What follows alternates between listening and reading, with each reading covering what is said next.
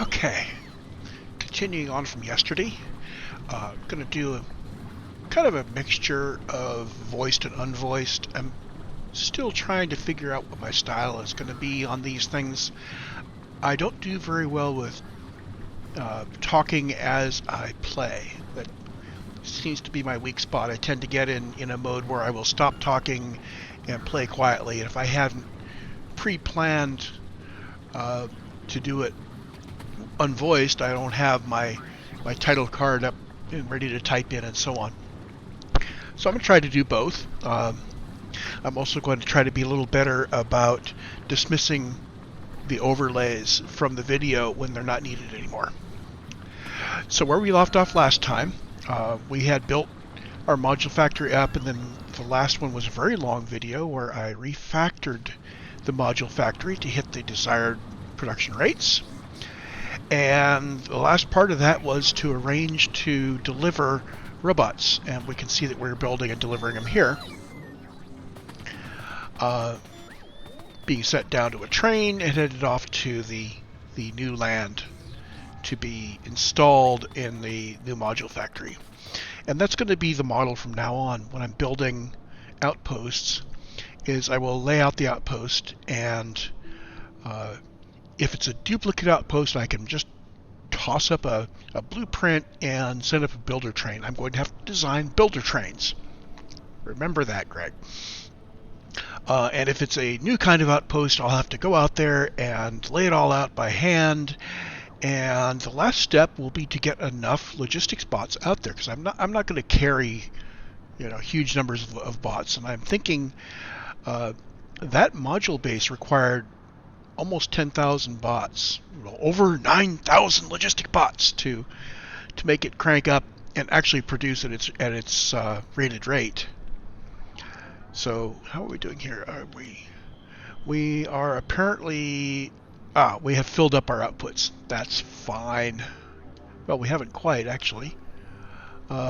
Interesting. I thought the robots were going to show up on this. Do I have to go to debug mode? Anyway.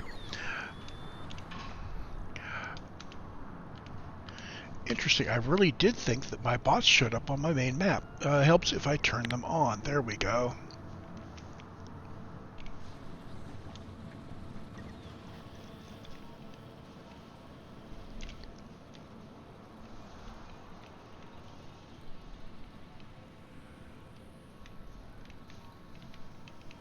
Yeah.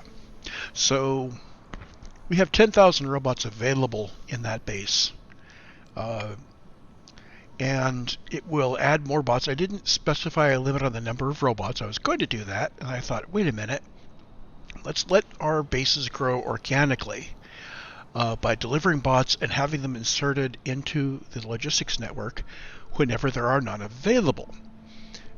Because these bases will not tend to be a burst that we are going to allow to be slow. We want them to burst up to their top rate and hold there. So anytime their number of available bots goes down very low, we want to add more. So the condition on adding bots is literally based on, well, we can't see it here, but it's based on the number of bots here. So available, we can see that X is the number of logistic bots that are available, and we're tending to run out of them because we only have 4,400 in this base. And I know from the benchmarking run that I did in creative mode that we need to go somewhere between 9 and 10,000 logistic bots before this evens out and maximizes its rate. Even so, you notice we also still have over 500 construction bots. So we've stopped constructing in this base. It's got all of its modules in place, but we have them. Perhaps someday we will work out how to remove construction bots from a distributed logistics network, or we could just leave them there. Notice here on production quantities, we have over 1,000 of each of our outputs, so we're not actually building any more outputs. So all the logistic bots are doing are moving the intermediates around so that we can fill the inputs. So these guys, to build more of these, why is that still outputting when we... I may have a logic error here, because this should only be outputting when we have less than 500 in its output bin. Oh, it's got 471. Okay.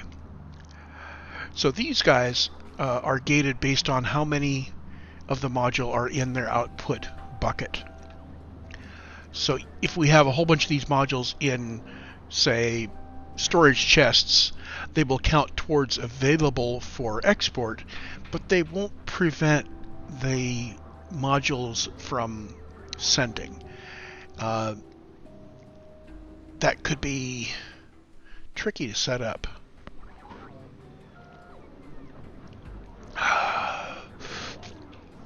Let's leave it this way, though. So each of these machines is going to output if it's got space in its output box. That makes it a little bit more flexible. And notice here we are tracking not only our output quantities and our robot available quantities, but we're going to track the intermediates. We see that we have plenty of red available to us. So we're building up red. In fact, we are probably filling boxes. And our actual production is gated on how fast we produce green chips and blue chips. That makes sense. Also, if we're running out of green chips, we will run out of blue chips because blue chips require a lot of green. Now, we could go look at blue and green. Now, in the benchmarking run, I ran through this, and these guys should have enough. But you'll notice once in a while this orange guy is not happy because he's not always getting enough input. So I'm suspecting that we are not moving enough copper. Well, that makes sense because we don't have enough robots. So that's our limiting factor right now, is we are not fielding enough logistics bots to input. And that's what we came up with at the end of the last episode, which is why we are making more robots today. So full circle. We're back here, ready to make more of these guys. Sorry about the zoom there. I'm running multiple ways of zooming. I have added InfiniZoom into the mix, and sometimes I'm zooming normally in Factorio, and sometimes I'm using the InfiniZoom thing, and they get out of sync. So this guy is currently fairly limited. We have, let's see, how many of these? Let's measure our available machines. So right now, we're basically producing 45 robot frames per minute. And I realize my title cards are still up. I wonder how much of that stuff I just showed you has been hidden by the title cards. Let's turn off the text editor. Okay, there we go. Hopefully what I did was I showed you stuff right here in the middle. So here's our plan. We want to have an assembly machine 3 making logistic bots and an assembly machine 3 making construction bots. Right now what we have is an assembly machine 2 for each one, and nowhere near enough robot frames. So these are mostly idle. Okay, you can see that if I included the whole factory, this would say that a blue machine is capable of producing 90 robots per minute, but we would need 60 more flying robot frames to do that.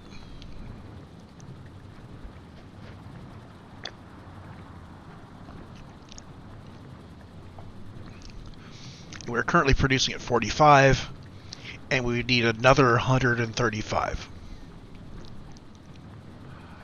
So this right now is way under capacity. Now, let's start by asking the robots in the base to please upgrade everything. Well, let's see. Do we want to upgrade everything, or do we want to look at our plan?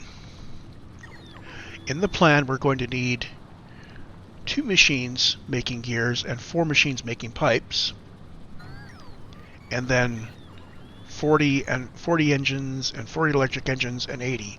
So we need 40 of this cluster here, and we've got 10. So we need 4 times this. One way to do this would be to tear down the gears and pipes and move them over and do all sorts of other things. Certainly the gears and pipes, well, the pipes won't fit on half a belt, so we'd have to rework a couple things. The other way we can do it would be to replicate this much of the factory.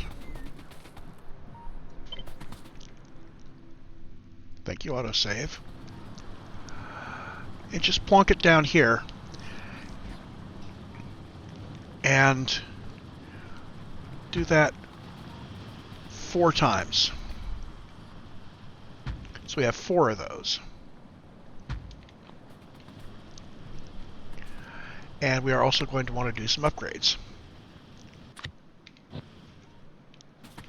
So we want to upgrade. Well, obviously, let's get rid of the plan.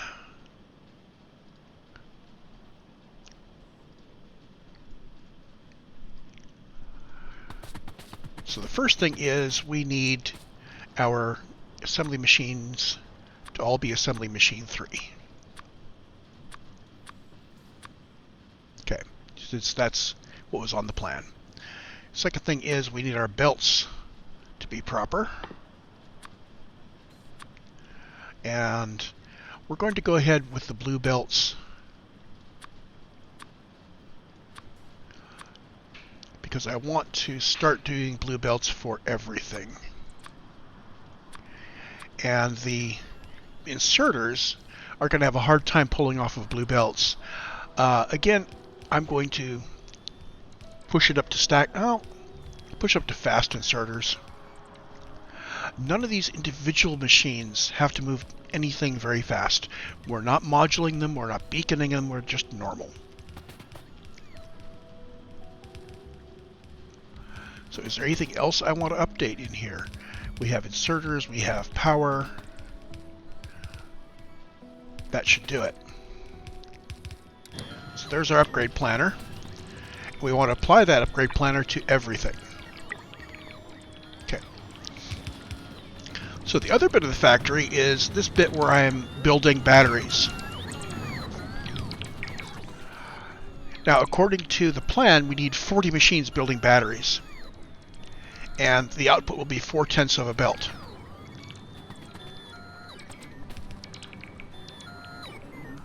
And the batteries actually have to be coupled with these. So I blew it. I didn't copy and paste enough stuff.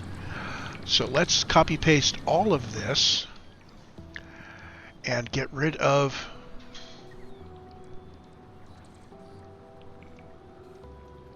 the part where we're building the bots, since we don't need that here. We do need the sulfur coming in. Here's our output. We will rework how this output works on an individual basis. Ah, come on.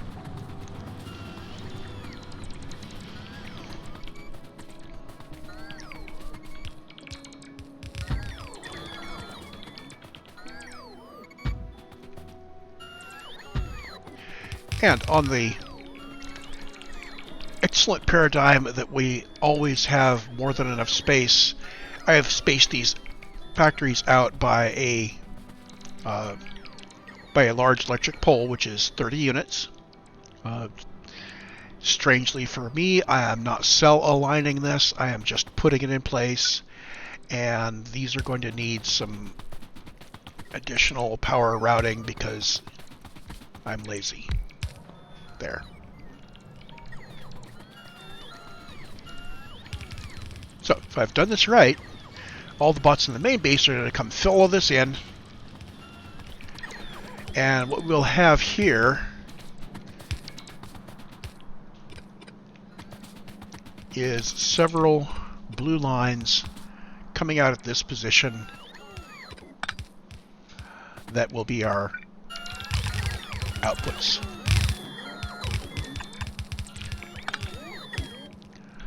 And while the bots are filling in the base, we can work out precisely what we want our routing to be that gets all of these robot frames into these robot frame machines.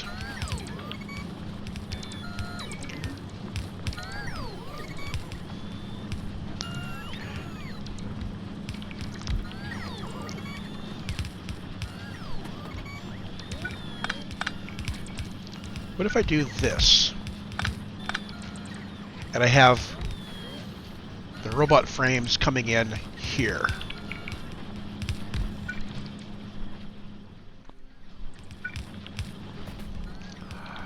Well, this might stretch. Let's see if I can stretch this. Oh, how about that? That works. So let's go ahead and trim off the bits that need to be trimmed, and I will stomp that down as a blueprint.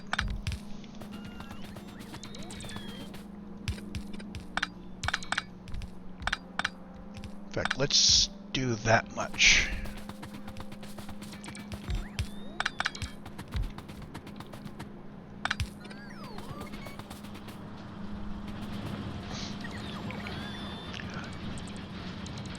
Okay, so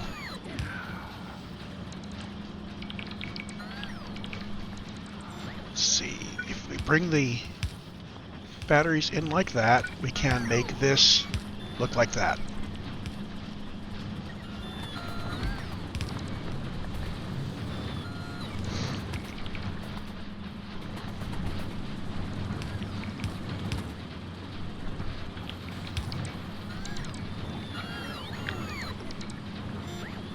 So let's see if I have cleared out enough to stamp that down. I'm not going to stamp down the red stuff there. What I will stamp down is a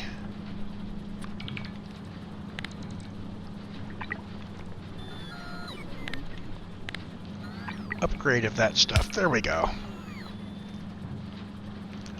Oops. Okay, that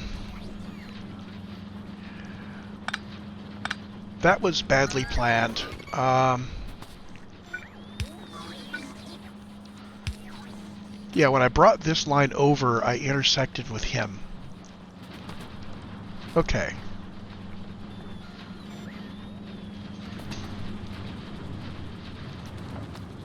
Which means I have some gears here. There.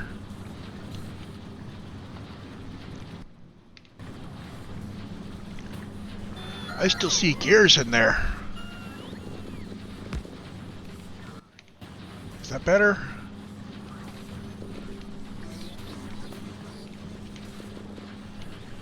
There we go. It's nice to be able to zoom way, way, way, way in. That allowed me to see that I had gears coming out of those hoods.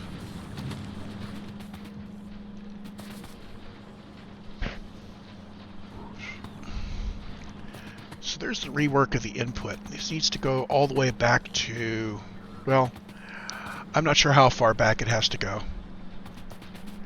Let's bring it all the way back to there.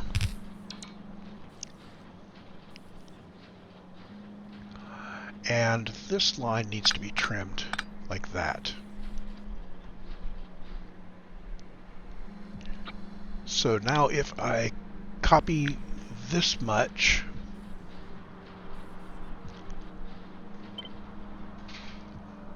so that stamps down without error. Oh, one belt is in the way over here. Yep, I made a mistake. And again, we've got gears where gears shouldn't be. There we go. So from here, down that far and over across to there, not including the undergrounds to the right. And that stamps down.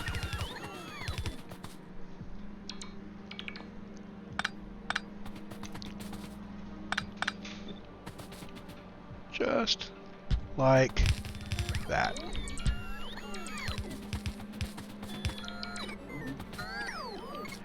And we are not expanding this yet. If we decide to add more in the future, we can go ahead and bring it out. I'm going to leave this bit in because that's kind of funky. But we'll leave it hanging like that. Oh, come on. There.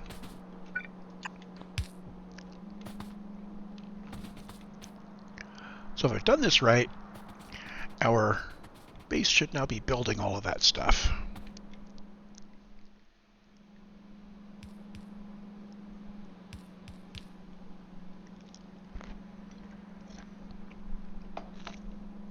Furthermore, if I've done this right, with everything, all the assemblers built, this should come up and tell me that I'm basically in balance. What I see is I did not put in enough batteries yet. I've only got 24 machines out there, and I need a total of 40 of them. This is because I increased from a blue assembler to a yellow assembler, which means I need 10, not 6. So I need to add 4 more. I could just toss these right on the end, like this. Let's grab all 6. I'll just do an overlap of 2 to make sure I've got all of the hook 'em ups.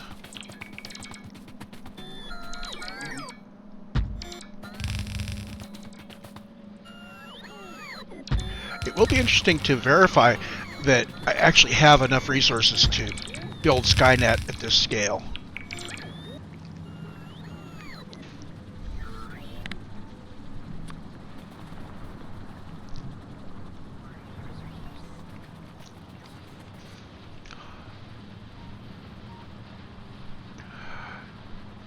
So what have we got now? Well, max rate calculator does not take into account ghosts. So we have asked the base to build those, but it hasn't been built yet.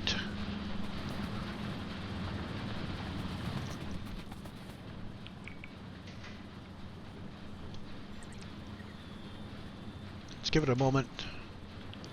Once I'm sure that this is the right quantities, I'll start hooking up my materials here. I can do that actually by having my bots just rebuild the main bus from here to here.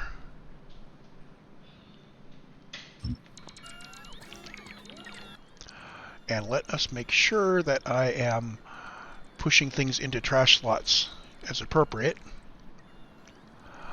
What do I not want to carry with me? I do not want to carry yellow belts. Let's make sure those get put back in the factory.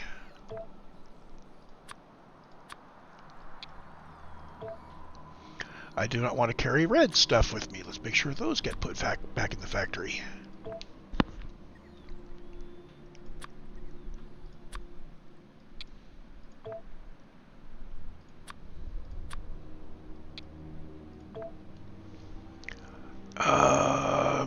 Anything else? Let's just look at what I've picked up here. Yeah, nothing much.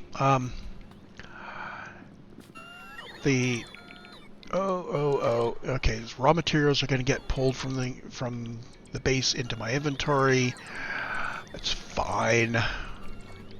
I believe I've got them all set up to be shuffled out.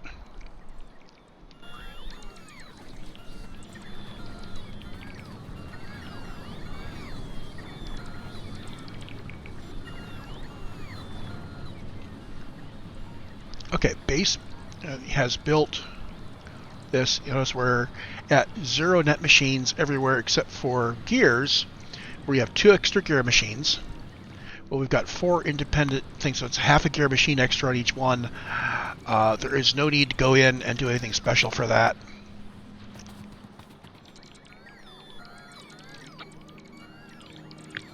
And what I'm going to do is from here to here, I'm going to pull all of that and say, please rebuild the main bus inside those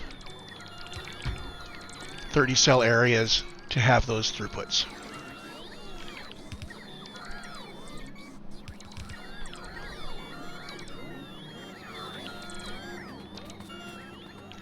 So everything's now laid out. Let's turn up the speed.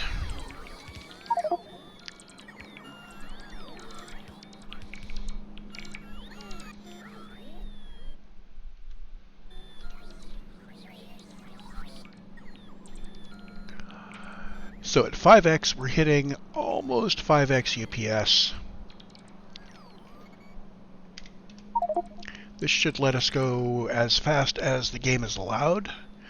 So we can hit just over 5 times speed. I'm wondering if Factorio is single-threaded. I'm going to take a look real quick while this is running.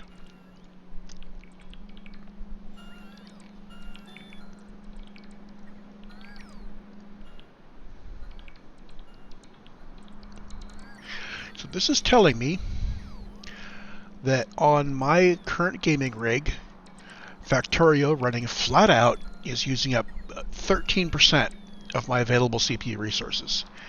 So Factorio is not taking advantage of all the threads available, which means that the 5950X is, well, if I was building a machine just to run Factorio, I would want to use a CPU that had the maximum single core throughput rather than what I've got here, which is this machine is really more built towards doing heavily multi-threaded stuff because, well, my hobby actually, when I'm not doing computer gaming, is actually software engineering.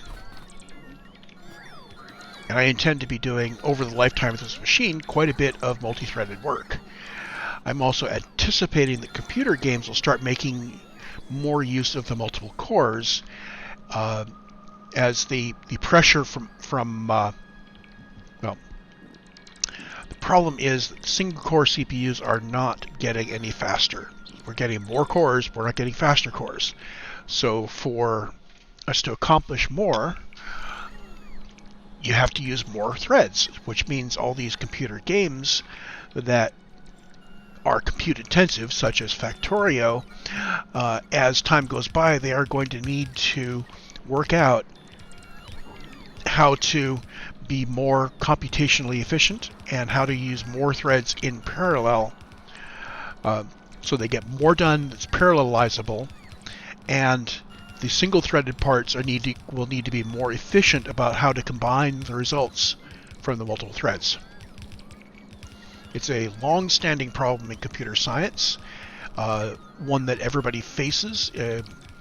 The ratio is called Amdahl's law, which basically relates how much speed up you can get from multiple cores, given how much of a problem can be distributed amongst the cores and how much of it is inherently single-threaded. But this is a Factorio stream, not a computer science theory stream. And I'm not sure why I suddenly have an underground on my cursor. There we go. So at this point, I think we're all built here. I don't need to leave a gap in the main bus here, but let's not. It would surprise me someday. Back to speed 1. So out this far on the bus, we really only have yellow belts. I started doing some upgrades, and I got this far because I wanted to get high speed out to here. This entire area down here is the science array, which is entirely idle right now because the next research we do will have to use rockets. And I've noticed that when I start firing off rockets, I stop being excited about increasing the base size, unless I've already started on how many rockets per minute do I want to build. So what I'm going to do is I'm going to leave this science in place, but we won't crank it up. And when I build the 900 science per minute larger base for benchmarking, it will have its own versions of these. Now, the reason why I'm going to leave these here is because these will be convenient to do a blueprint of, take it somewhere else, and then move everything around. Notice these are all assembler 2s. So this is a 90 science per minute array. In theory, I could do a larger base by plopping down 10 copies of this, and that would be oh so boring and oh so unexciting and uninteresting, and that's not what I do. What I will do is take those and upgrade them and module them, and then work out what the changes are to the ratios when I start putting in productivity modules. And we'll use those as the basis, but having an existing bit of base that does the work makes it so much easier. So we have put everything together, and we should be producing here. So our next question is, why are we not producing here? Let's look at these one by one. We've got iron coming in. We've got green chips and steel. We've got iron and copper. We've got red and green chips, and we have no sulfuric acid. Because the pipes don't repeat on this 30 per cycle. So I need to make sure that my pipes are actually set properly. And it's just an off by 1 here. There we go.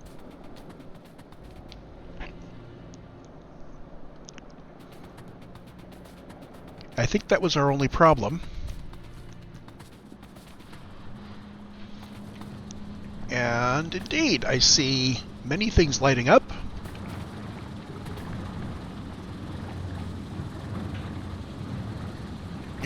It's going to take a moment for it to fill in the buffers in all of the assemblers.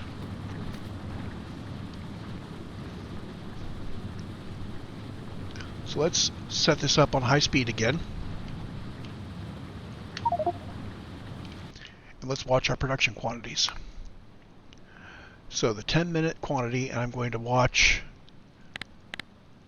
the, come on. I should know better than this. Set it to 1x while I am messing around with this. Oh, that's irritating. Here we go. So here's our robot construction rate. We were constructing them at about 36 to 38 per minute, and now we're getting upwards towards 120. 150 per minute is our rate, is what we planned for this guy. And the parts that come in, we've got the flying robot frames, which we expect to hit 300 per minute, and the engine units and the electric engine units also should hit 300 per minute. And the batteries should hit 600. So here, our batteries are running nicely at 600 per minute. The others are ramping up, but not as quickly as I had hoped.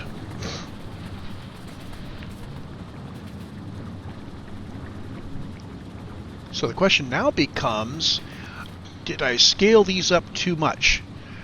Can we actually get the resources we want?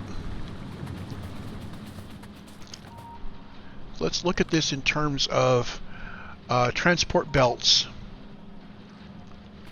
because some of our verticals are yellow. We see that, is anybody over half? Yes, we have iron, which requires more than half a transport belt. And we see here that we've got iron. Ha ha. And that is because all of this is pulling from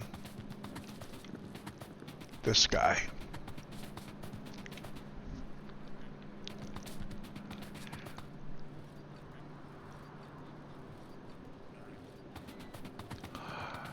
So the question is, are we running out? And the answer is, it looks like it. So I can either put these, scatter my iron inputs around, okay, or I can do some rebalancing. I think what I'm going to do is some rebalancing.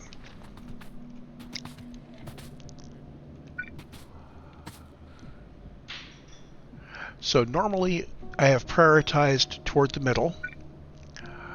So let's take our two middle priorities and shove them off to the left.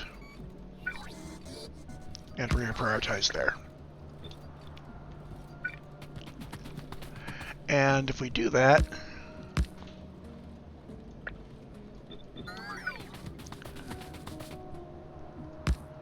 that should be enough to get us running.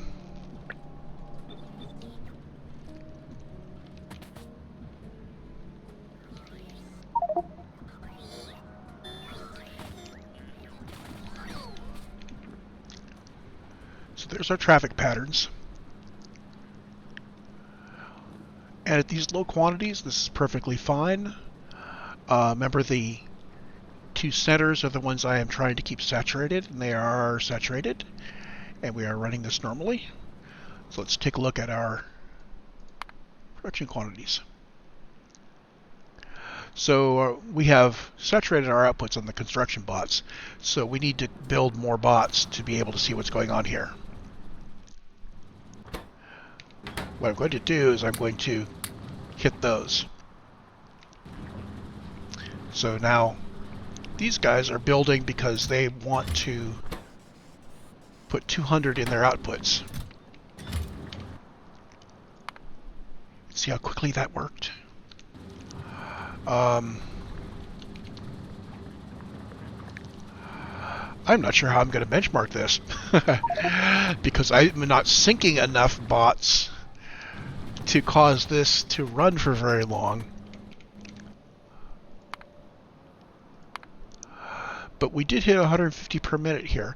I'm just not sure whether it's going to do that steady state, because it's literally not enough production to empty out the factories. So what I'll have to do is have these have a larger request.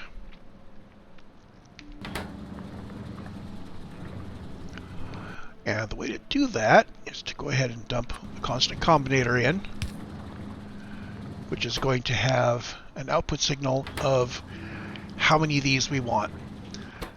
So instead of everything less than 200, this is going to be the right thing. I'm going to be crossing up a bunch of wires here. So let's set it to the specific thing we want, like that.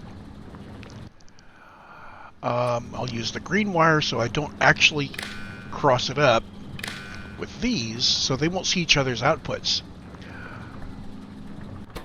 But now I can here say I want to bias my logistic bots. Let's make 1,000 of them into the box. And the same thing for construction bots. Let's have 1,000 in the box. And now this is going to be less than 0.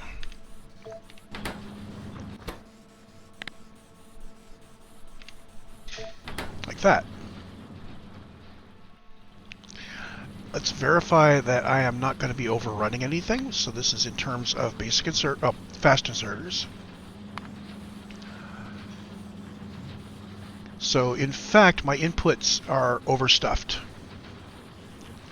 So I need to add those so I get enough red and green. Oh, actually they aren't, because this is each one of these. So let's see, this guy, oh yeah, okay, so I needed 2 inserters to get the green chips into him. Alternately, I could use one of these. That's probably better. And I'll go ahead and use stack inserters to send our outputs.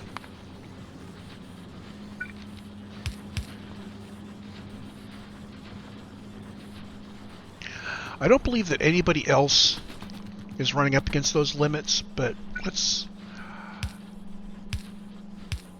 go ahead and just do that.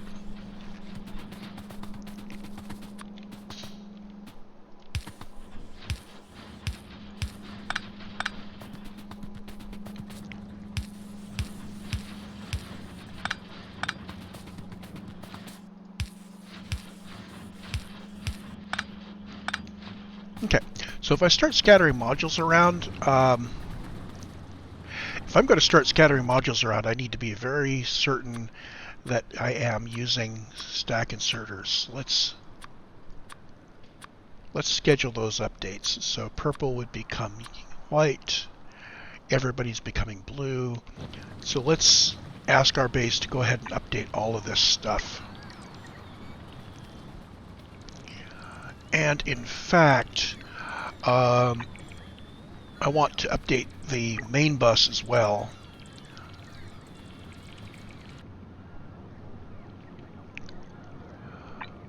So we're going to run the whole main bus up to blue.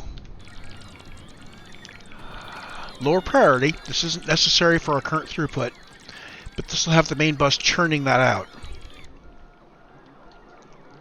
This also raises the question of if we want to have a factory set up on the main factory, a subfactory in the main factory, whose job it is to build the blue belts and blue undergrounds and blue mergers at a higher rate, and perhaps to build various inserters at a higher rate. So while the bots are working, I'm going to peek at that. So here's our planning. We have finished with the bots. So instead, let's say, what if we want to build a bunch of blue stuff?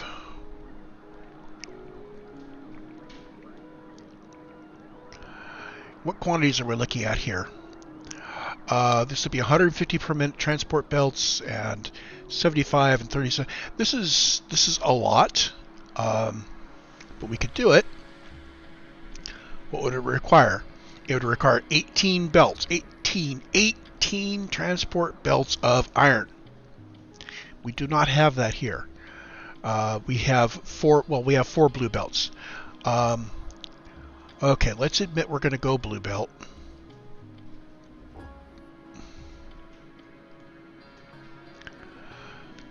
So this one subfactory could chew up 6 blue belts of iron on its own. So wherever we put it, that's what it will chew up as it is asked to build things. This is unmoduled. What if we put in productivity modules? That's always a good thing.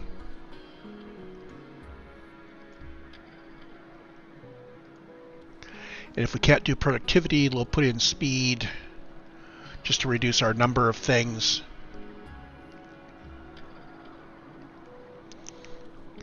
What this does to us is it increases our output. So let's not default to speed.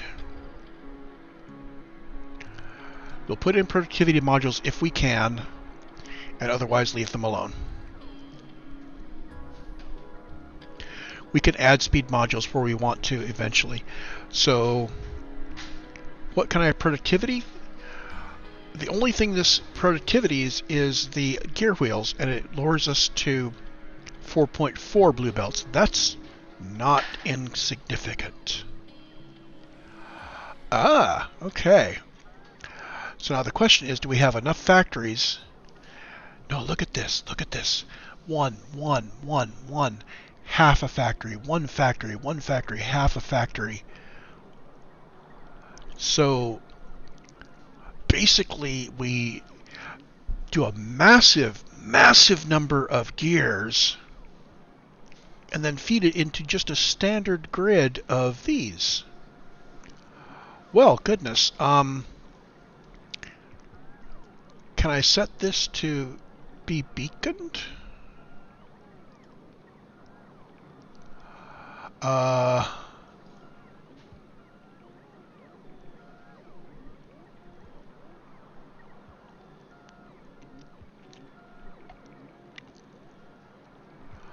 Okay, so I guess we can select these as we wish. So select a factory, assembling machine 3s. I can't do the beacons in this factorial lab. I can't set up a beacon separately to say speed it up. Okay, let's go back to the other one. So we are going to preferred belt blue, and default module is going to be productivity module 3s, and we are going to default beacon nothing. And our outputs are blue belt and blue underground and blue express inserter. Those are the right quantities.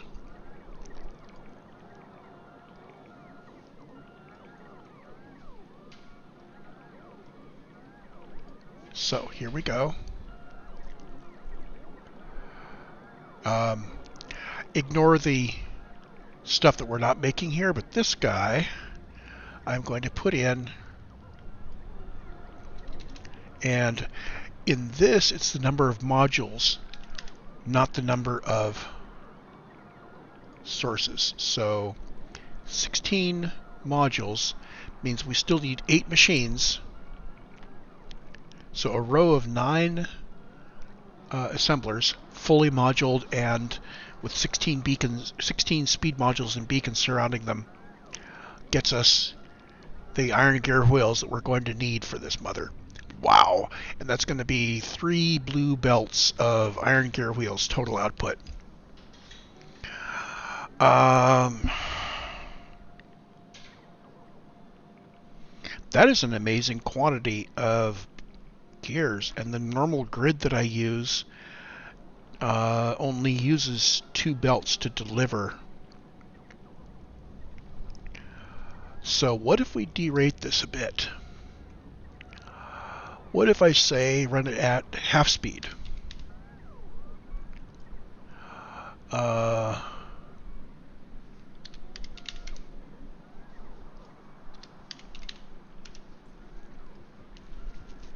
So we're still going to build one factory here, but we're going to leash it back so that we are going to set up our gear wheels like this. That's still a decent quantity. So what this tells me is that I can build the gears,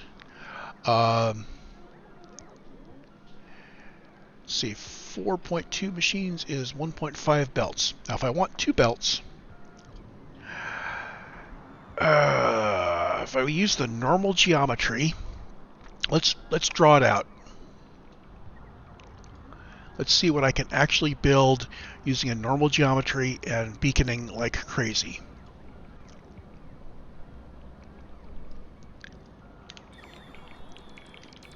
We're designing it live. Yay! Do I have beacons? I think I don't have any beacons on me. Well, let's ask for some modules, because I'm going to need some. And I'm going to need some beacons. Let's get 30 of those, like that.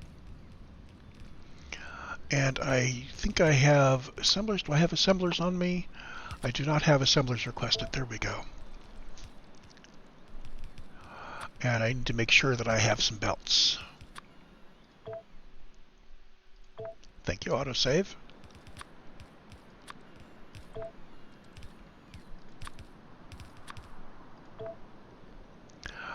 So, right now the express splitter is going to be a bit hard to come by, so I will turn off the upgrading of the main bus for now.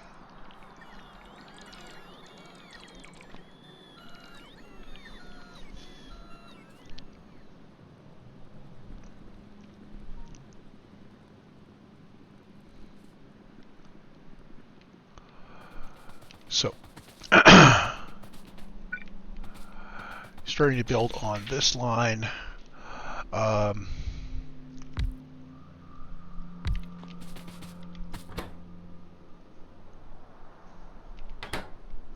If this is gears, what we're going to want to do is have iron in and gears out somehow. But we also need to beacon these machines. Let's set up a line for that. Let's see. It's going to look a lot like the one below it. But we're going to start off here with, same inserter, and our machine, and our beacon, and our speed, and our productivity. And those should all be on their way to me.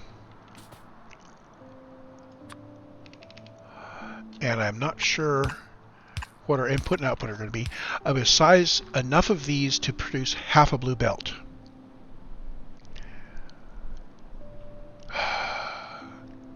For starters.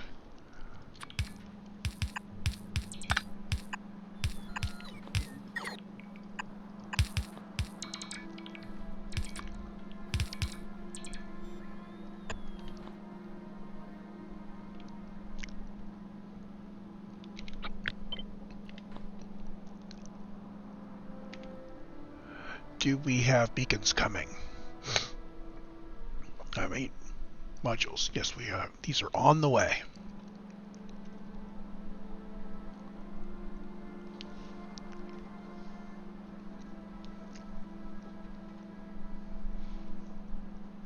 So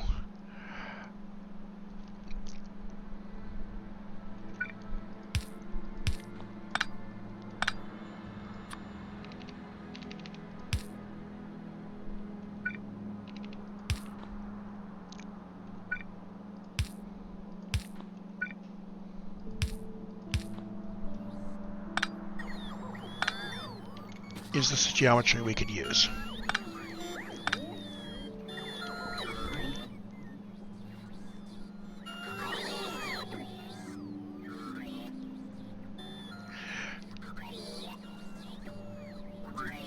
So if I can get a line of these that produces half a belt of output, let's see, we're going to need that there, and we're going to need those there.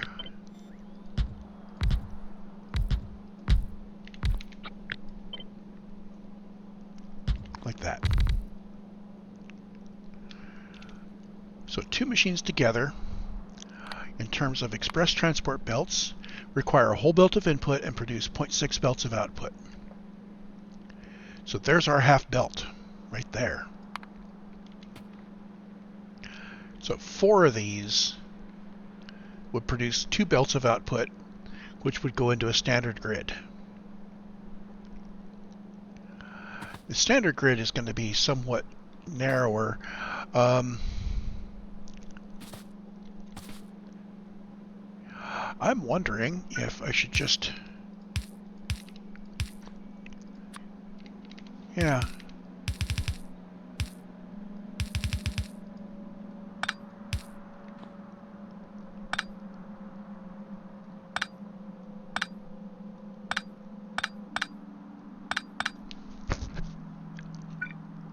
If I do this, I think between this one and the next one I might be able to flip the sides of the belt, so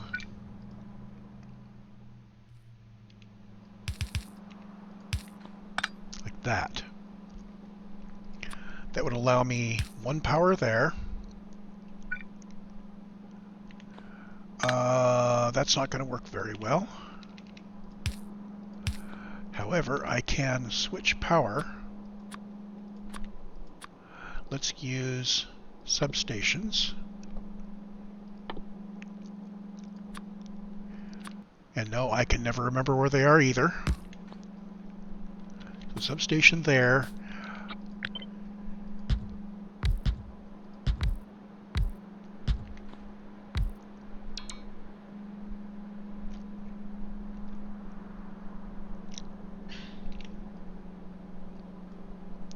Now this actually requires 2 blue belts of input, which is kind of unfortunate. because I have no way of getting the second blue belt of input in here yet. Oh, but I do.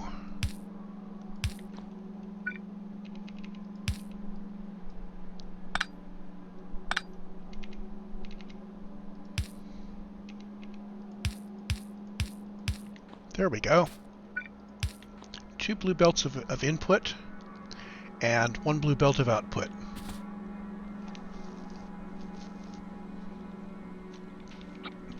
And we need to have another one of these off to the left. And what I'm going to do is I'm going to manually mirror this. I think I can start off by flipping it around, which gets all of my inserters pointing the way I want.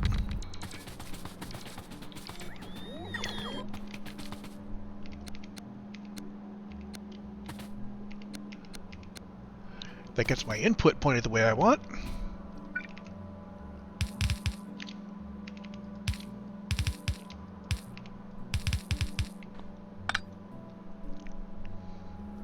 And that gets my output where I want. So this whole array is almost 3 iron plate, belts of iron plate, and well over 2 belts of iron gear wheels. And all of these are required. Now, if I trimmed off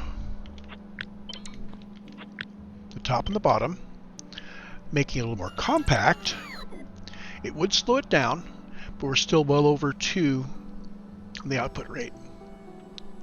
Now, I am curious. How many modules do I need? This is still over 2.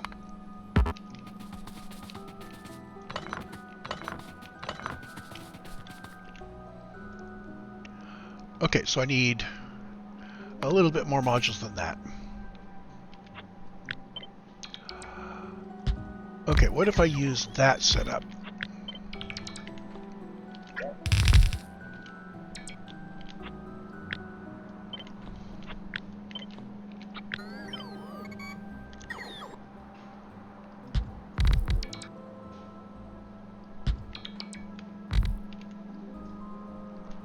Okay, this gets me enough output.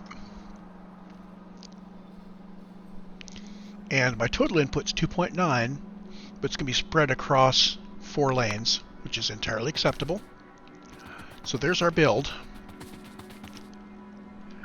And now if we go for a normal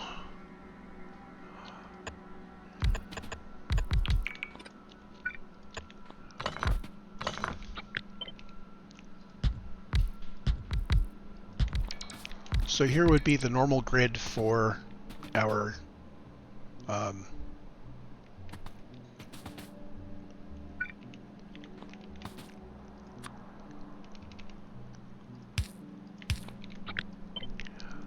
belt array.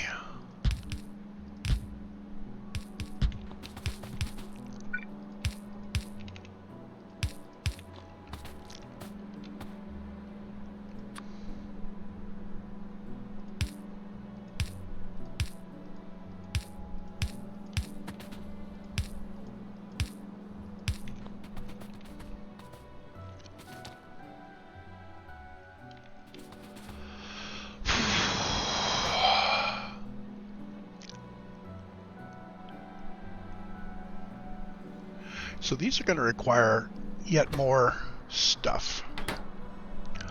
So let's start filling them in.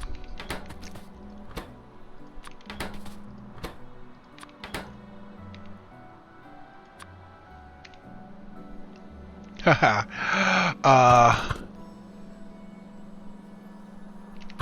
Okay, if we put the power on the bottom, we're going to have a hard time with that. So let's put the power above, which actually might even look better.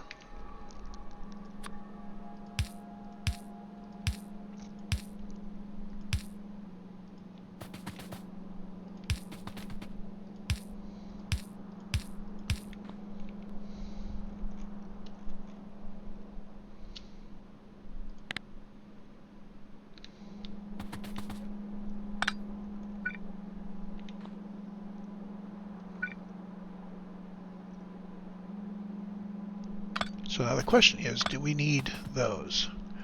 But if I set up our power here, we're going to need to actually have some power coming in for me to test this.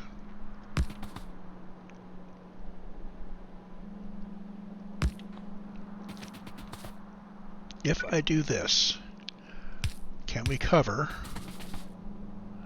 with medium poles? Yes, we can. So that actually covers that. It doesn't look too bad. Yeah, it looks awful. Sorry. But there is really no way to make that evener. Because each one of these is covering stuff that doesn't get covered by anybody else. I can't put it out here. Yeah. Fine. I could put it in here by moving that up one.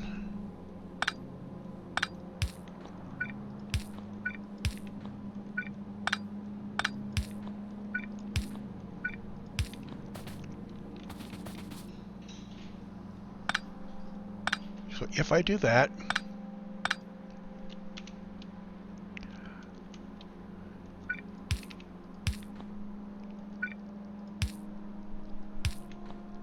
okay. Can I continue this pattern here? Well, let's see. I would need to... Let's see if I can do that.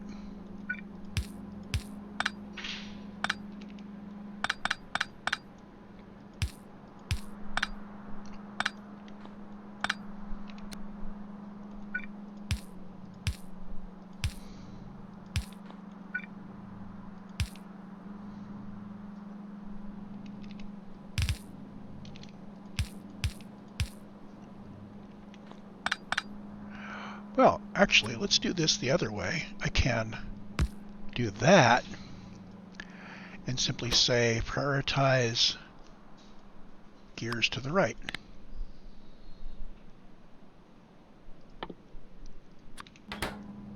And here, come on, prioritize gears to the left.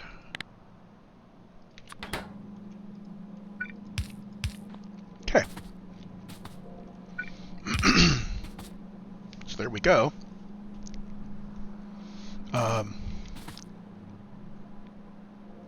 This will force all of the gears from this belt onto the inside lane, and same with here. That works. And that gives me a power grid that is not too sucky. Well, it's still kind of sucky. What if I hit power grid comb?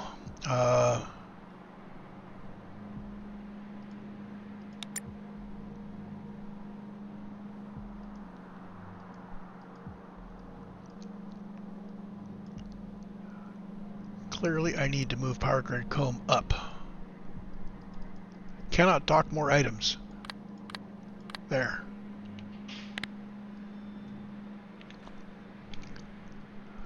So this tells me that per power grid comb, these are too close together because they're not doing the right thing.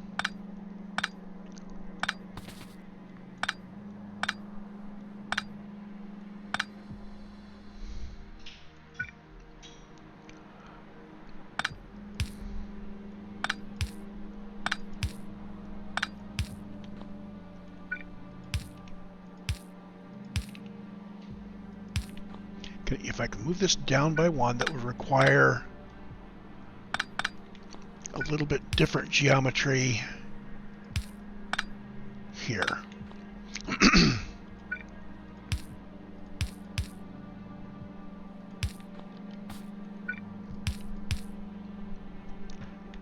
That's acceptable.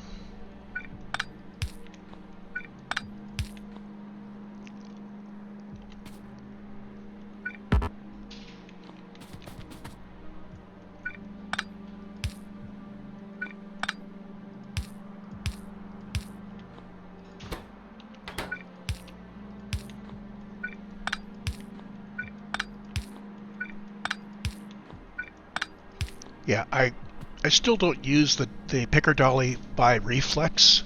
I'm still manually moving things. But this tells us that, yeah, these are now farther apart, and Power Grid Comb will comb it out nicely, and we can do what we wish.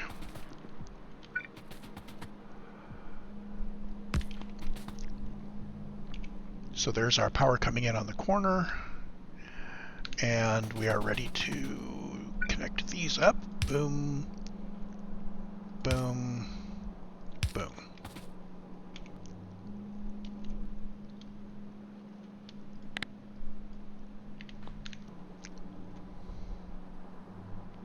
Now I could explicitly add wires in to make that a triangle. Should I do that, or should I move? I can move it down by one. That'd be even better.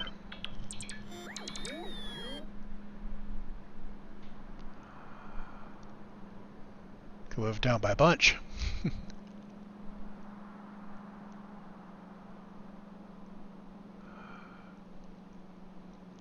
Okay, that makes us max lane stretched there.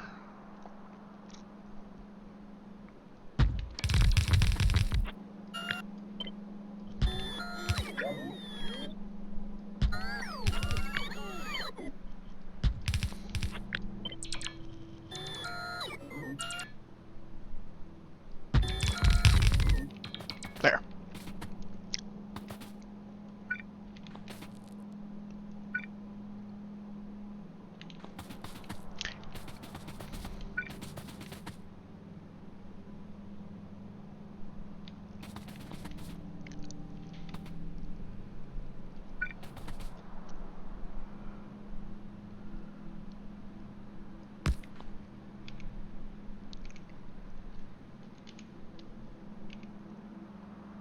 Good enough.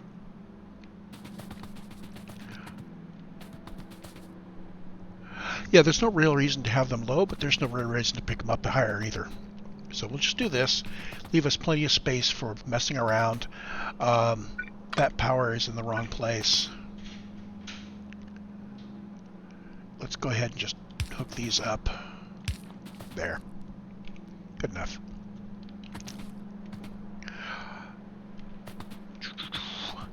So on this side we will have the undergrounds.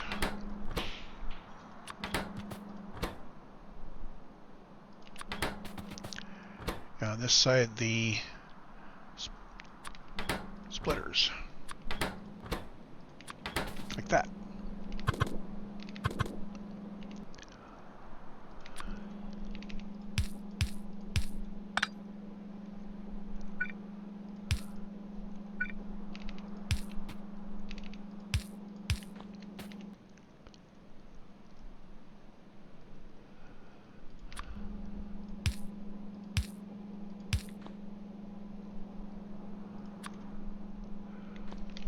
So we've got gears coming in the top, and we will have gears, and we will have green chips coming in here. Oops. Green chips and iron. I actually prefer to have my iron culled up really close. That way I can get the green chips in with just a normal stack inserter. And now we just hook these up normally. This guy requires iron plate and gear wheels. Actually, if you use Control N to bring it in, we can watch quantities. And we'll think in terms of filter. Think in terms of fast inserters. No, let's go ahead and use stack inserters. We're just going to keep an eye on that and make sure that nothing requires excessive quantities. Meanwhile, we're going to build, assuming everything requires excessive quantities.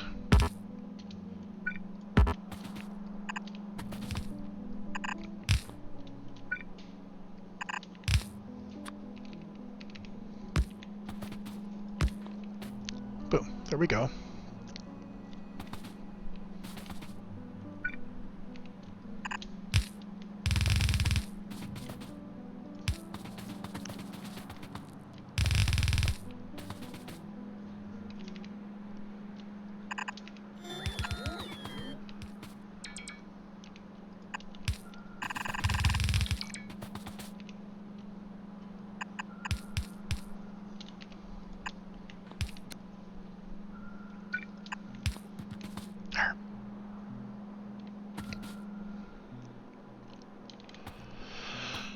So he requires...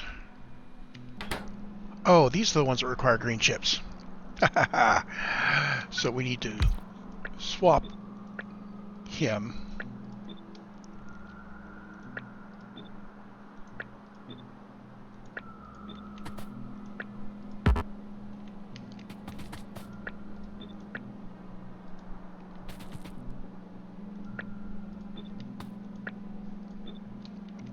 There. So he requires plate and green. So, oh, let's set up our outputs here. Everybody going to output like that. These guys need to output up, input in.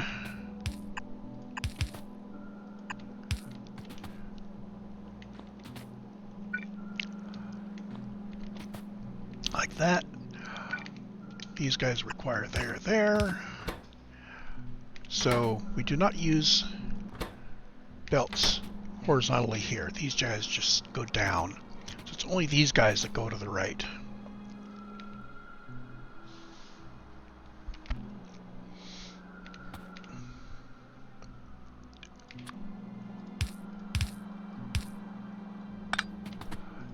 And these will be made available in logistics chests.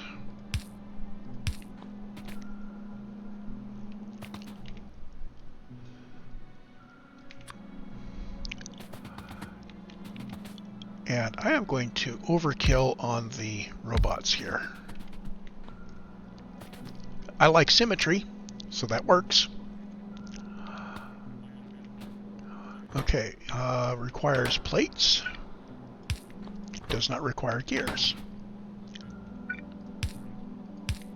Actually, let's make these just normal steel chests.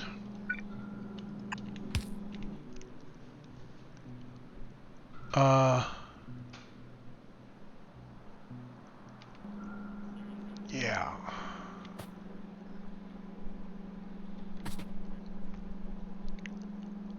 I'm not sure how that worked. That was weird. I don't know where I got that stack of steel chests from, but it's there, so I'm fine. Now, these guys. So he produces until everything is greater than 50. And he consumes, well, everything greater than 25, everything less than 50.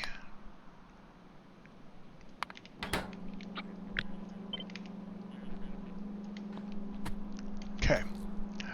Now, these guys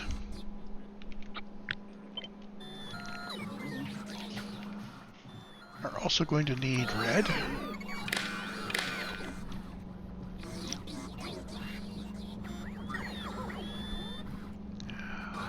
And I am thinking that here I will also set up monitors for quantities. Like that.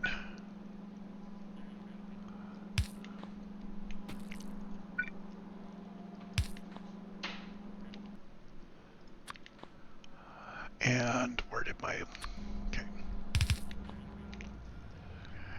And where'd my red... There we go.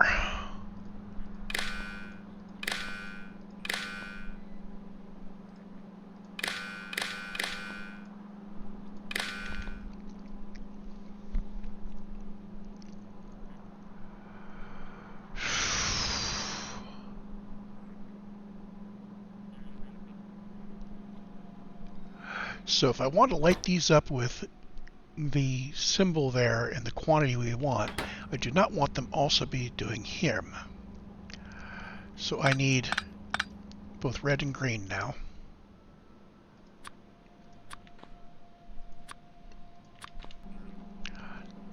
So red for inventory and green for request. Well, the inventory is just going to be what's in our logistics request. So we'll go from here to here to here, and from here up like that, and he will read out the network contents. And this is going to get the total network contents, not just what's locally. That's fine. And for these guys, like this is going to be our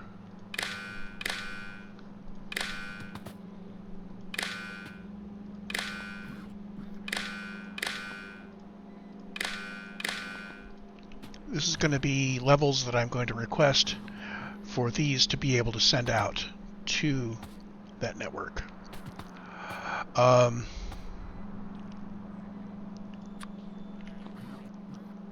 So we already have a red connection here, so these greens will be biases. So transport belts, I'm going to want to have, say, 150 is my goal. The transport belts here are going to say transport belts less than 0,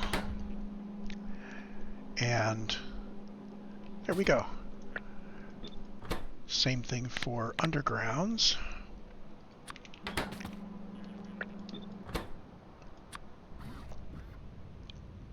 And splitters.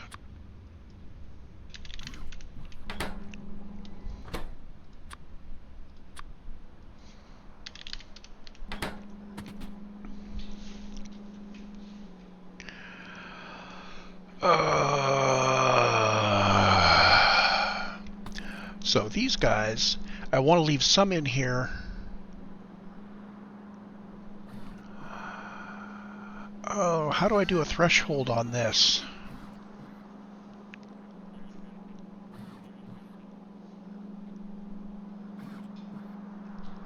Ah.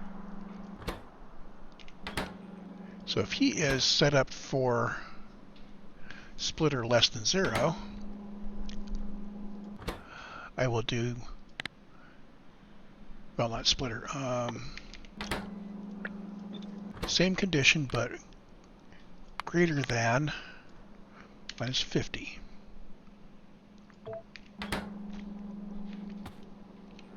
Like that.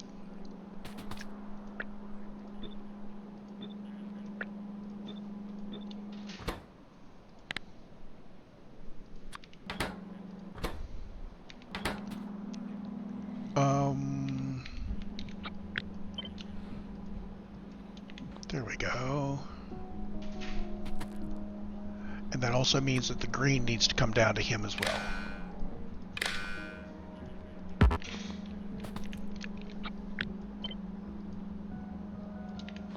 There.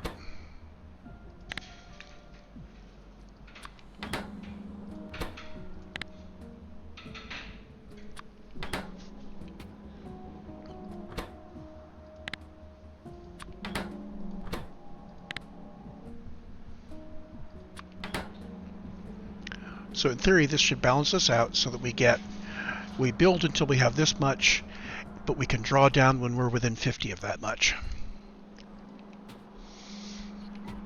Which means if I put this at 50, these guys would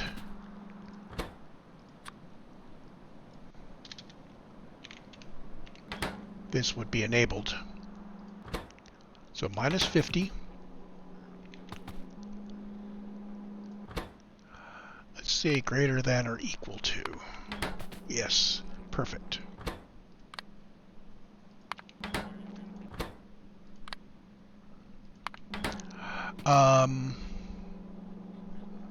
Yeah, that's perfect. That works.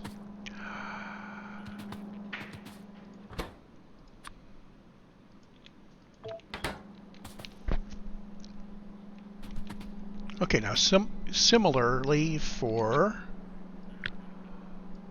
these guys.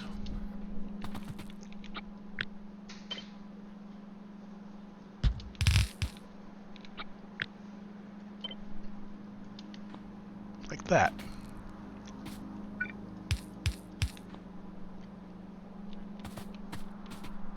Oh, and I forgot to set this up.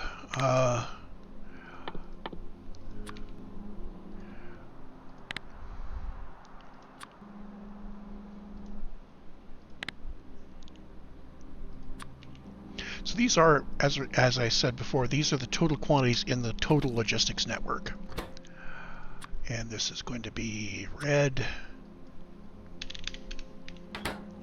and red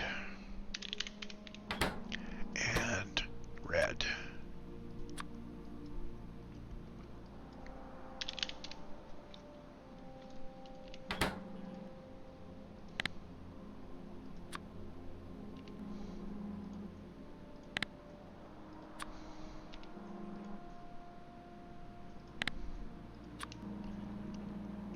So elsewhere, I'm only maintaining 95 in my network here, but I still have 500 of those. And that matches up. But I don't need to maintain 500 anymore because I'm not using those. I'm upgrading through them to blues.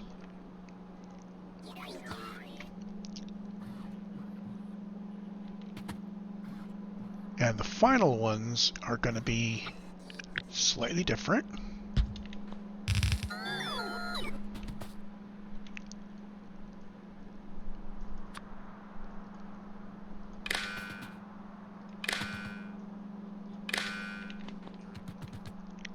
Okay. Because this is going to match that. So we're going to have green down to there and red up to there.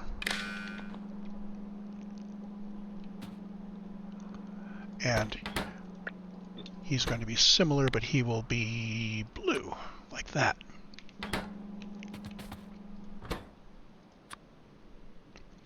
The quantities are going to be vastly different. I want 1,000 of those, and I want, say, 500 of those, and I want maybe 500 of those.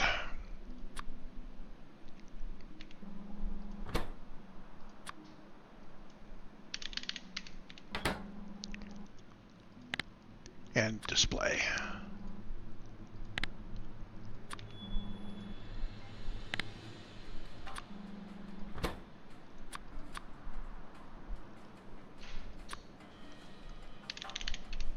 There.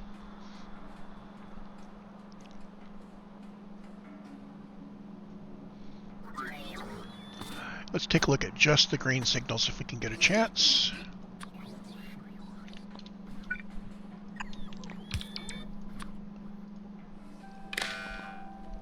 So there are our request quantities. 150 each of the belts and the undergrounds and the inserters at tiers 1 and 2, and the blue tier 500, 500, and 1,000. That's okay.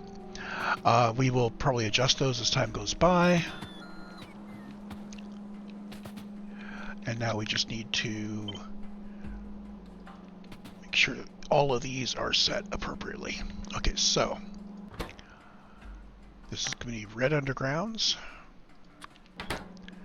and red undergrounds, and thank you, autosave, blue undergrounds, and red belts, and red belts, and blue belts,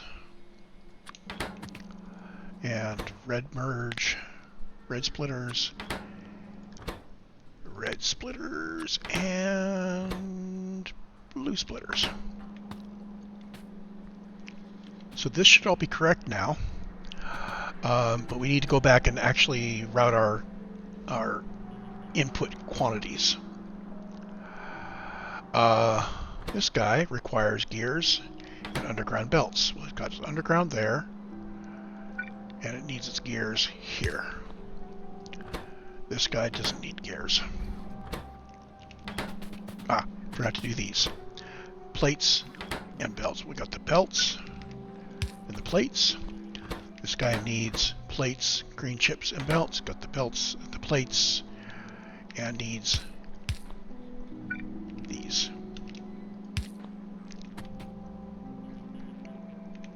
Down to here. This guy needs gears and transport belts. Again, let's look at this. It's well within budget. There's our belts, and there's our gears, that's fine. This guy, again, needs these. And gears. And invert splitters. Oh, come on. Control N. Control N. Gears. And undergrounds, fine. This guy.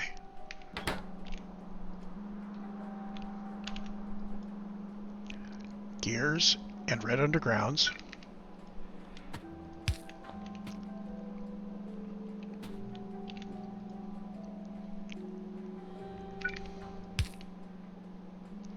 Notice these are getting up here. This actually requires almost a full stack inserter of gears. It is quite possible that the swing time on the inserters is going to cause problems. So let's put 2 in. Let's double check this guy. He may have the same problem.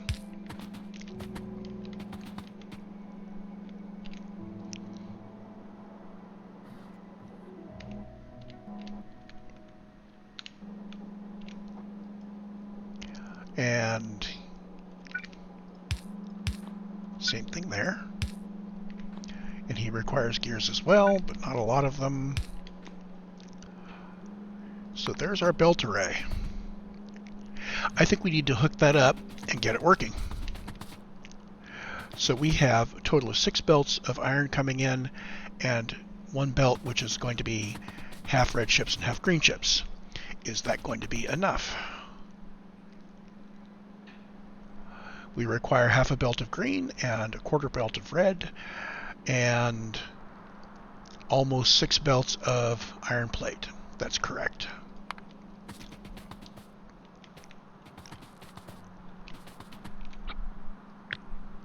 If we grab that, I can set these up. We see we need to have this trimmed by 1. So input, input, input. These are output belts for gears. These are inputs. Let me trim this back by 1 more so I know that it's not an input. There we go.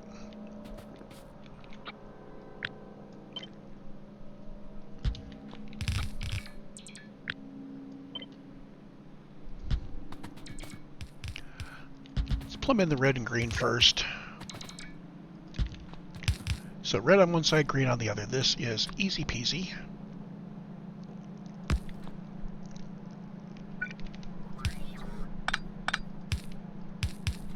We're going to bring red down here.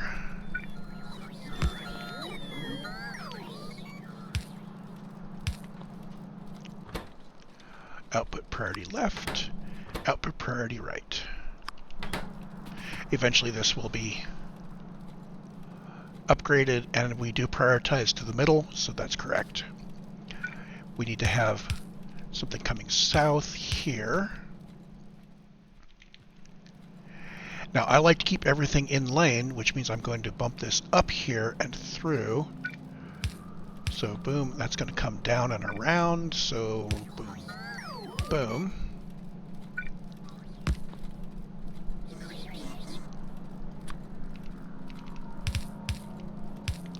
And there's our red. So red and green are on their way.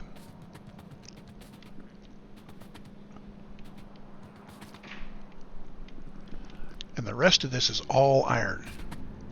So we need to grab 3 belts of iron.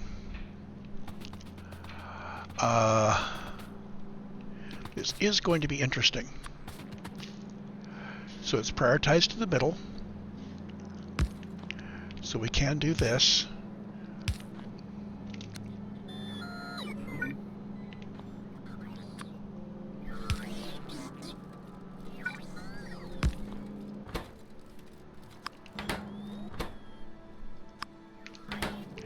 And now I need both of these belts heading south.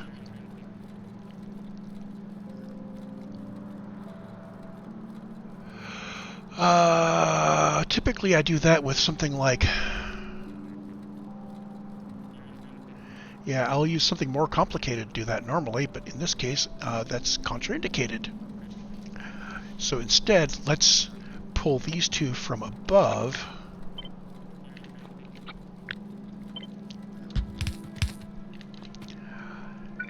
And boom, boom. This is kind of an older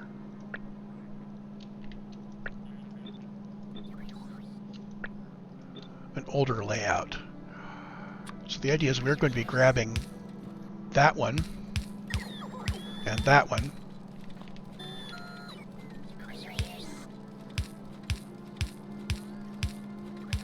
Like that.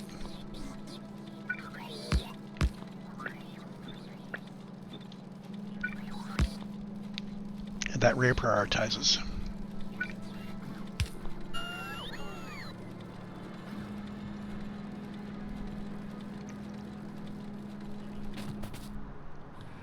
Now this down here, same thing.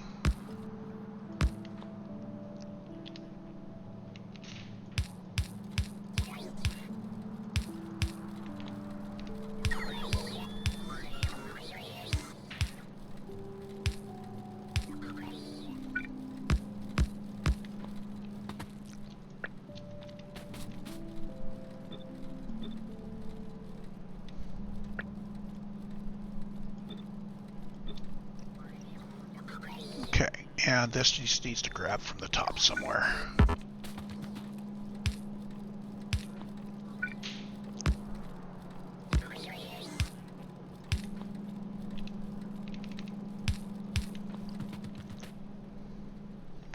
So that should have our 6 lanes.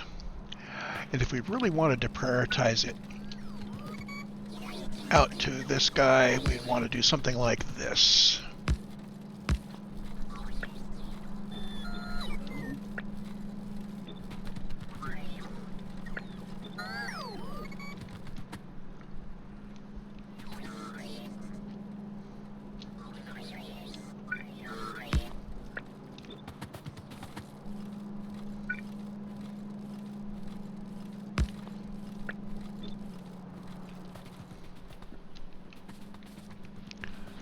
So, while I was fuddling around with that, we should have gotten this organized.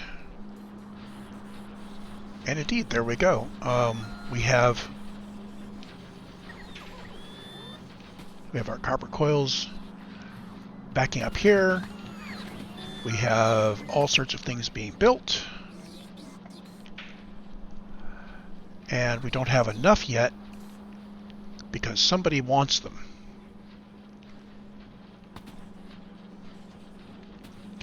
Now, one way to get around that is to have, by preference, this guy producing 50 down to him and bypassing to the output here. So what we're going to do instead is put in this with a box.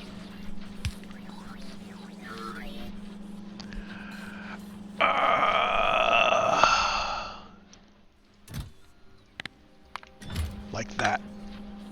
So he'll produce up to 1 stack there. I really would like to prioritize him to here.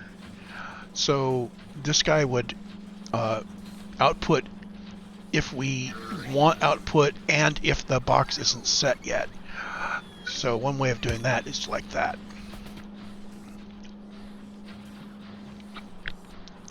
Nice and stupid, and it works.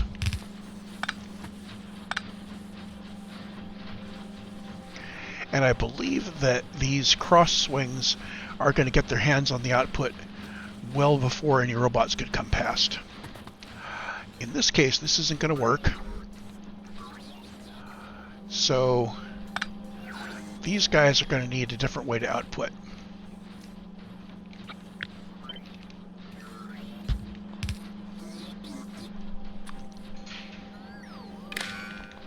There's his output.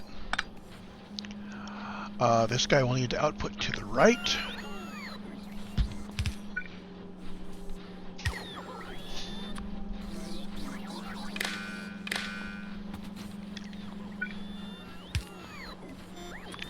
And so will he.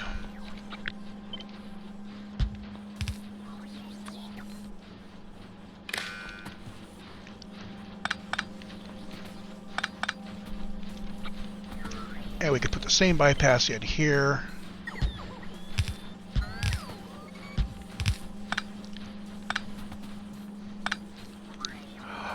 So this means that we are going to keep one stack here for these guys to use as input.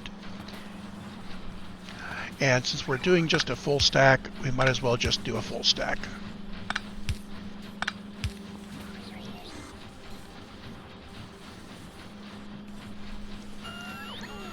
And in fact, I believe that our input here in terms of long-headed inserters, he would require 2 long-headed inserters to stay fed, so we're not going to use that.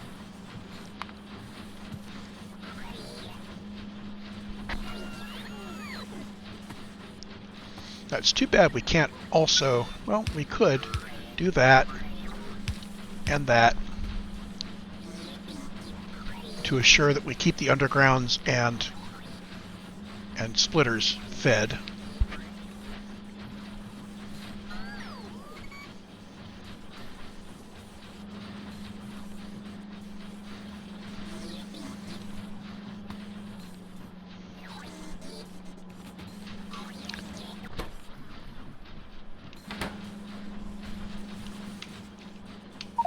Let's see how this shakes out. So what this is telling me is we don't actually have enough input because we are sometimes getting these guys going to zeros. If we look at this, we see that we actually need 2 more belts. And I think I can do that by just putting in some speed modules.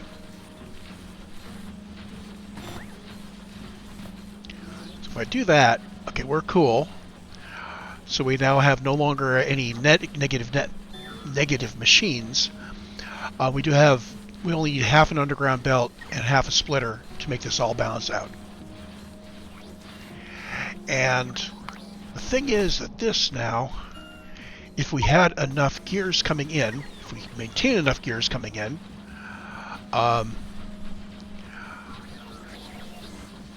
this may, well, let's see. Let's take a look at this. This tells us that we would need another 3 and a fraction 4 machines more gears to feed this whole monster. And that's entirely acceptable, so we will be limited by how many gears we can make based on how much iron we can make coming in. And if we look at this, we see that we are limited by our iron coming in because we are limited by our bus. And where did I put my upgrade planner? There it is. So let us set up the upgrade planner on this.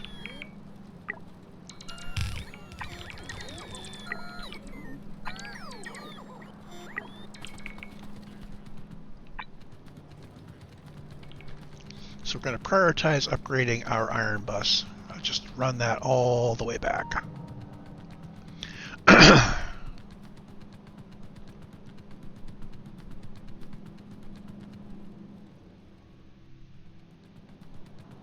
Dum-da-dum-da-dum. Since we are now producing blue belts and undergrounds and submergers and so on, this can just go all the way back here to where there's no more that needs to be upgraded.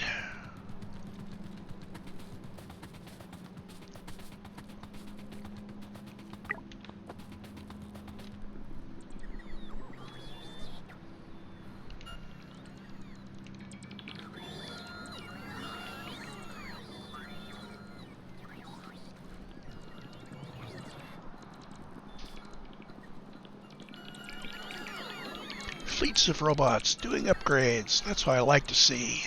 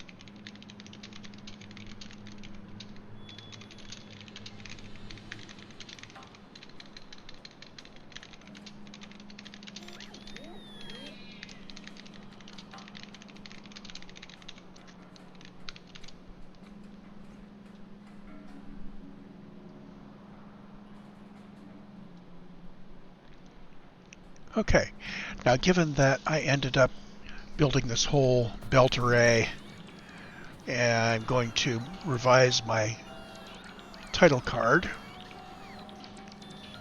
We are now bots and belts, and our goals were to increase the bot production and then provide increased production for belts.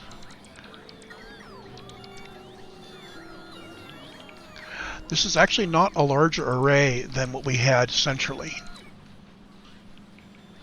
but it is being fed with a lot more gears.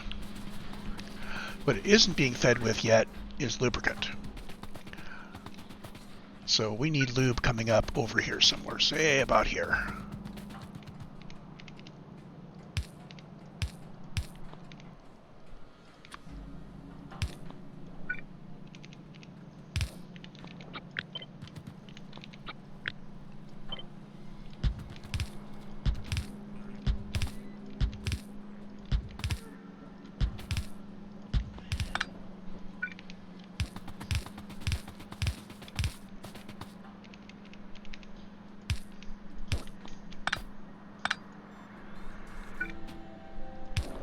There we go.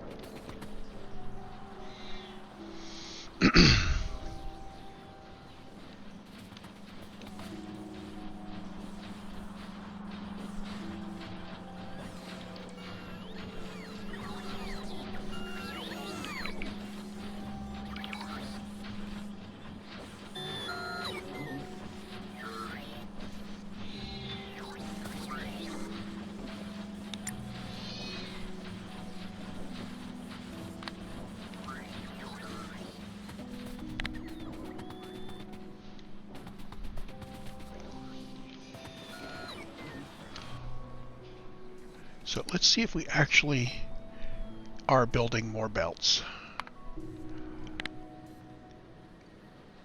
Boom, boom, and where are my blue belts?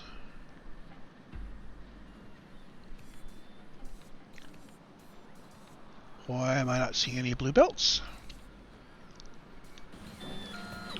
I'm making them. Oh, they're up here. Right.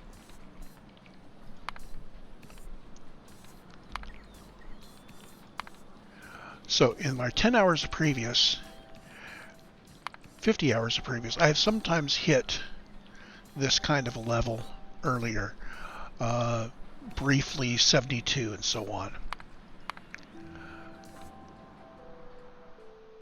Well, that's 72 here. Now, with the increased availability of gears, 273. Which is interesting because I believe I'm limited to actually 75 per minute. So I'm a little confused.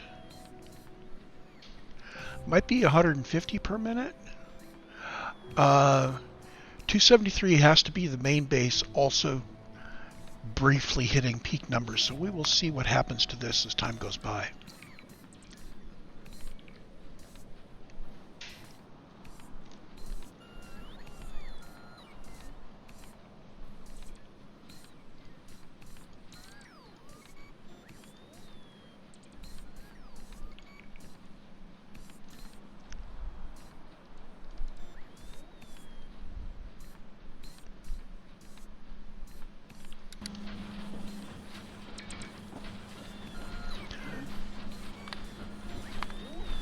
Yeah, so this machine should cap out at 150.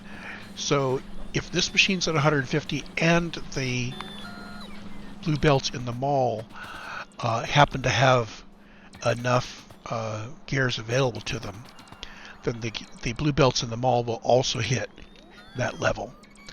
But that means it needs essentially a quarter of a transport belt on each side of gears. It's not, the main base isn't going to sustain that anywhere near. It just doesn't have the input. And this base should not have the input until we've got all of the iron updated. So yeah, I'm not sure where that 270 some odd is currently coming from. We can't sustain it with the base until we finish with the upgrades.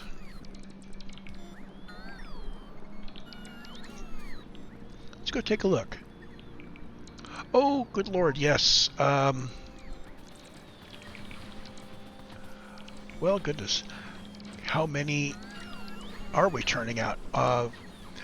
These guys can turn out half a transport belt. Well, maybe that's enough. I mean, as long as we've got a bunch of red belts available, yeah, apparently we have enough red belts that we can just churn through this.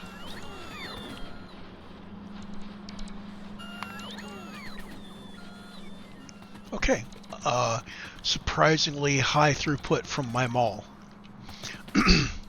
But good to have a separate unit. So is there anything, as long as I am here, let's pick up stuff I can pick up. Fish are going to come in handy in the future. Obviously I'm using some right now to make Robotrons. I want to send some up because of course you have to send fish to space. Kind of required.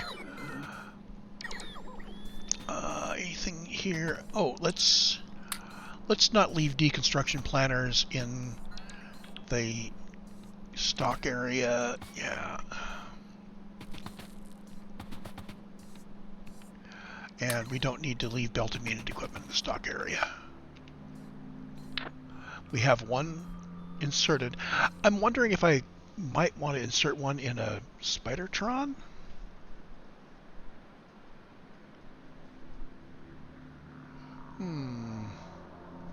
No, let's go ahead and leave it in the box here.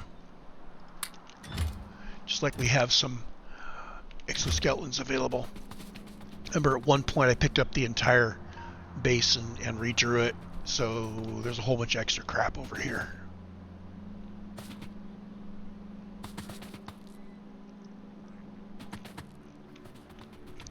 Fish here, yay.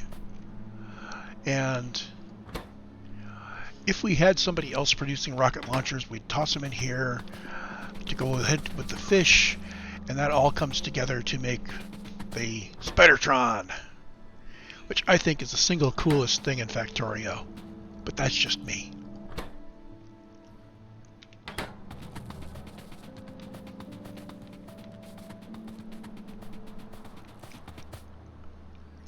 Okay, modules in this base, we're down to basically 50 of each kind, which is what we want to be here. Actually, I'm going to pump this up to 100.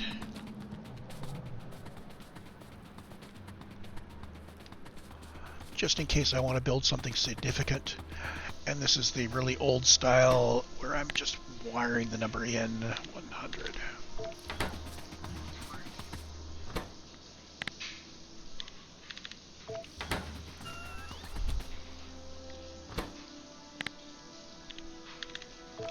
I never really use many efficiency modules.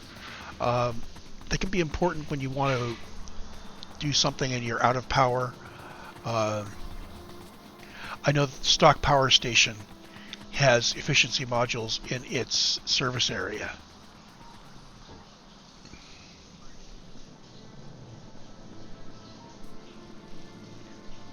So let's take a look here. Looking for any upgrades remaining on the iron lines. Anything else slowing us down getting our belts out?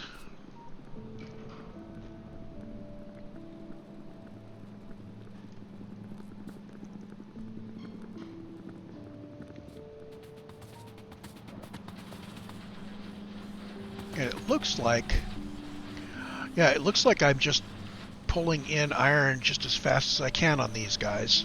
I think it was like 75% on each one of the lines.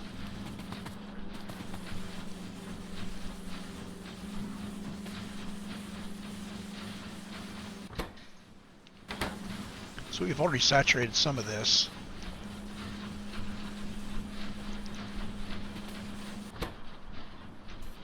What is our limitation here? I think this machine is just being kept busy.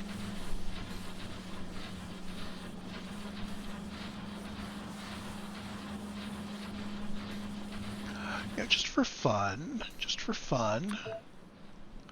I'm going to go ahead and speed module all those guys there. Now they won't normally run up to speed, but that means that in bursts they'll be able to traverse up, which might get me a bit more output when nothing else is happening.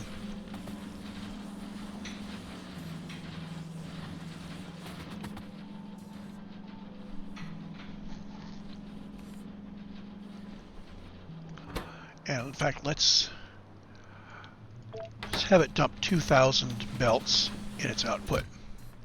So that's going to be 1,000 right there. So that would be 2,000. Let's have it dump 3,000 belts in its output.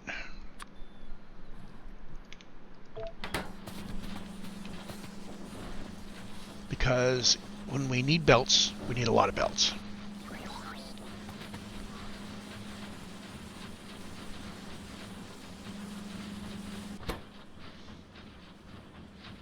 Now, I expected to see this guy limited by his electronic circuits, and yes, there it is.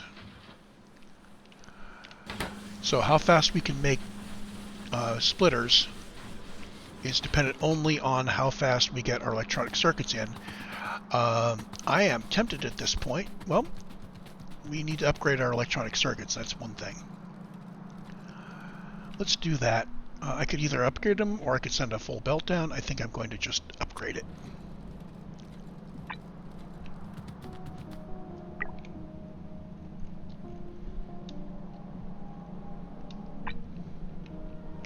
And we're in map view, so I can just scroll really quickly. I should have done it this way earlier.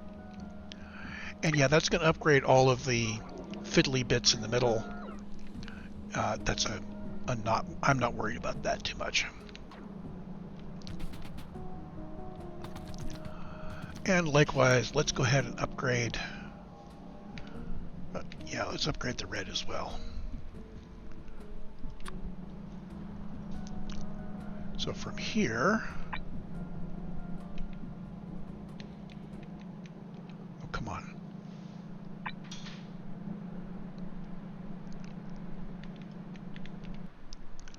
Is this not my full upgrade planner? Ah, I'm not upgrading from red.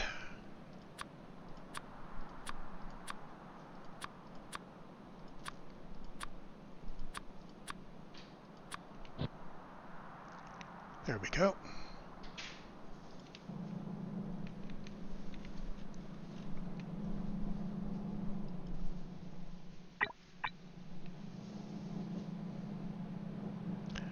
Okay, let's upgrade the whole line.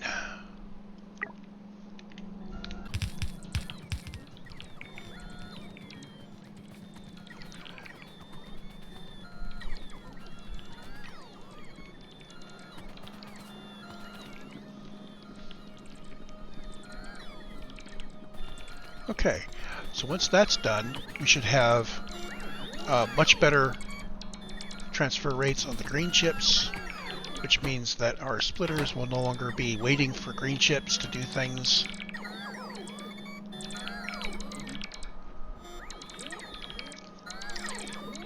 And I think that's going to be a recording. I have gone twice as long as I expected.